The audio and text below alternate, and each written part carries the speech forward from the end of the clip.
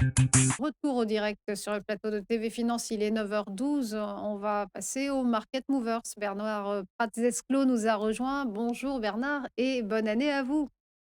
Bonjour Roseline et excellente année à tous les auditeurs, tous les téléspectateurs et bien évidemment donc à l'équipe de TV Finance.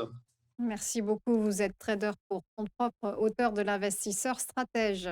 Alors Bernard, pour entamer 2026 sous les meilleurs cieux, on va faire une spéciale aéronautique et on va commencer par Boeing. La valeur du constructeur américain s'est envolée de près de 5% vendredi pour la première séance de l'année à Wall Street et elle a décollé de plus 34% sur un an.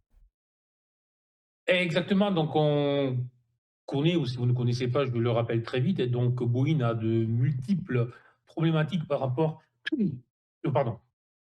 par rapport à notre avionneur européen dont nous parlerons tout à l'heure. Et ces problématiques sont peut-être en train de se résoudre, si j'en crois ce que j'ai sous les yeux, puisque ça fait maintenant plusieurs semaines, effectivement, que Boeing est en train de dessiner une configuration technique très intéressante, avec une accélération, comme vous le disiez, en fait, en fin d'année.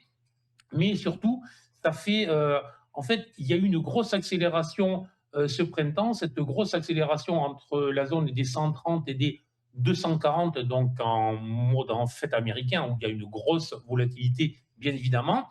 C'est poursuivi cet été et cet automne par une phase de repli entre les 240 et les 180, phase de retracement classique.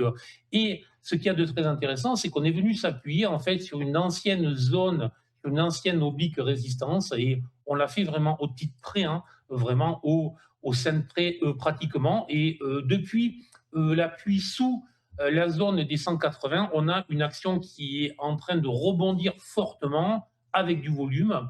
Et tous les indicateurs sont en train de repasser au vert, ce qui est toujours très intéressant. Donc tout simplement positif sur la valeur. On a un niveau d'invalidation moyen terme sous les 177 et un niveau d'invalidation de court terme sous les 205 $. Donc à court terme, tant que la valeur ne repasse pas sous les 205, je suis positif. Et à moyen terme, tant que la valeur ne repassera pas sous les 177, je suis positif.